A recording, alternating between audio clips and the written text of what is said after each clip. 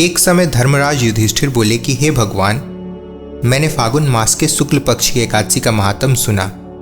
अब आप चैत्र मास के कृष्ण पक्ष की एकादशी के बारे में बतलाइए। इस एकादशी का नाम क्या है, इसमें कौन से देवता की पूजा की जाती है तथा इसकी विधि क्या है, सो सब विस्तार पूर्वक कहिए। इस पर श्री कृष्ण भगवान बोले कि हे राजन, एक समय मानधाता ने लोमस ऋषि से पूछा था कि हे मुनि, चैत्र मास के कृष्ण पक्ष की एकादशी का क्या नाम है तथा इसकी विधि क्या है, सो सब विस्तार पूर्वक कहिए। लोमस ऋषि बोले कि हे राजन, चैत्र मास के कृष्ण पक्ष की एकादशी का नाम पाप मोचनी है। उसके व्रत के प्रभाव से अनेक पाप नष्ट हो जाते हैं। इसकी कथा इस प्रकार है। प्राचीन काल में एक चैत्रथ नाम का वन था। उसमें अप्सराएं वास करती थी। वहां हर समय वसंत रहा करता था, अर्थात उस जगह सदैव प्रत्येक तरह के पुष्प खिले रहते थे। उस जगह गंधर्व कन्याएं विहार किया करती थी।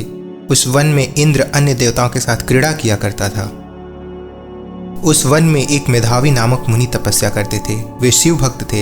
एक दिन मंजू घोष नाम की एक अप्सरा उस पर मोहित हो गई और सितार बजाकर मधुर मधुर गाने लगी। उस समय शिव के शत्रु कामदेव भी शिव भक्त मेधावी मुनि को जीतने के लिए तैयार हुए। कामदेव ने उस सुंदर अप्सरा के भ्रू का धनुष बनाया, कटाक्ष को उसकी प्रत्यंचा बनाई, उसके नेत्रों को उस मंजूघोषा अप्सरा को सेनापति बनाया और इस तरह कामदेव अपने शत्रु भक्त को जीतने को तैयार हुए। उस समय मेधावी मुनि भी युवा तथा हष्टपुष्ट थे। उन्होंने यज्ञोपवीत तथा दंड धारण कर रखा था। वे दूसरे कामदेव के समान शोभा पाते थे। उस मुनि को देखकर कामदेव के वश में हुई मंजू घोष ने धीरे धीरे मधुर वाणी में वीणा पर गाना शुरू किया। मेधावी मुनि भी मंजू घोष के मधुर गाने पर तथा उसके सौंदर्य पर मोहित हो गए। वह अप्सरा उन मुनि को कामदेव से पीड़ित जानकर उनको आलिंगन करने लगी। वह मुनि उनके सौंदर्य पर मोहित होकर शिव रहस्य को भूल गए और काम वशीभूत होकर उनके साथ रमण करने लगे। उस मुनि को काम के वशीभूत होने के कारण उस समय दिन रात का कुछ भी ध्यान न रहा और बहुत समय तक रमण करते रहे। एक दिन मंजू घोषा उस मुनि से बोली कि हे मुनि, अब मुझे बहुत समय हो गया है, स्वर्ग जाने की आज्ञा दीजिए। उस अप्सरा के ऐसे वचनों को सुनकर मुनि बोले कि हे सुंदरी, तू जो आज इस संध्या को आई है, अभी प्रातः काल तक तो ठहरो। मुनि के ऐसे वचनों को सुनकर अप्सरा उनके साथ रमण करने लगी और बहुत समय बीत गया। अब आप मुझे स्वर्ग जाने की आज्ञा दीजिए। मुनि बोले, अभी तो कुछ समय व्यतीत हुआ है, अभी कुछ देर और ठहरो। इस पर वह अप्सरा बोली कि हे मुनि, आपकी रात्रि तो बहुत लंबी है। अब आप सोचिए कि मुझे आपके पास आए कितना समय हो गया। उस अप्सरा के वचनों को सुनकर मुनि को ज्ञान प्राप्त हुआ और समय का विचार करने लगे। जब रमण करने से उनका प्रमाण प्राप्त हुआ 57 साल 7 महीने और 3 दिन। तो उस अप्सरा को काल का रूप समझने लगे। वह महान क्रोधित हुए और उस तप का नाश करने वाली अप्सरा की तरफ देखने लगे। उनके अधर कांपने लगे और इंद्रियां व्याकुल होने लगी।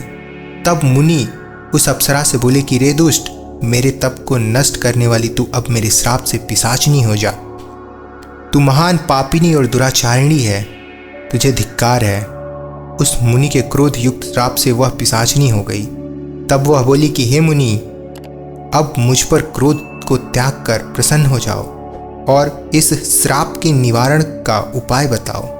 विद्वानों ने कहा है कि साधुओं की संगत अच्छा फल देने वाली होती है, इसलिए आपके साथ तो मेरे बहुत वर्ष व्यतीत हुए हैं, अतः अब आप मुझ पर प्रसन्न हो जाइए।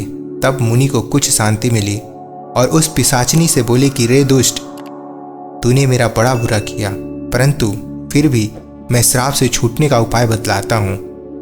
चैत्र माह के कृष्ण पक्ष की एकादशी है, उसका नाम पापमोचनी है। उस एकादशी का व्रत करने से तू पिशाचिनी की देह से छूट जाएगी।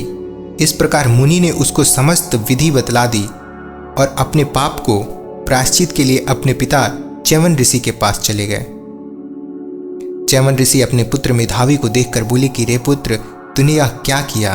तेरे समस्त तप नष्ट हो गए हैं।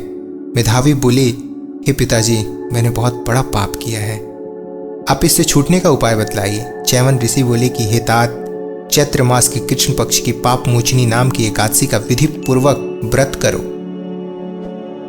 उससे तुम्हारे समस्त पाप नष्ट हो जाएंगे। पिता के वचनों को सुनकर मेधावी ऋषि ने पाप मोचनी एकादशी का विधि पूर्वक उपवास किया।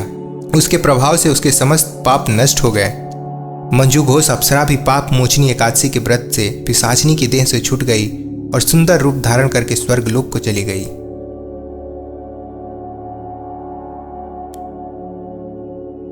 लोमस ऋषि बोले कि हे राजन, इस पाप मोचनी एकादशी के प्रभाव से सब पाप नष्ट हो जाते हैं।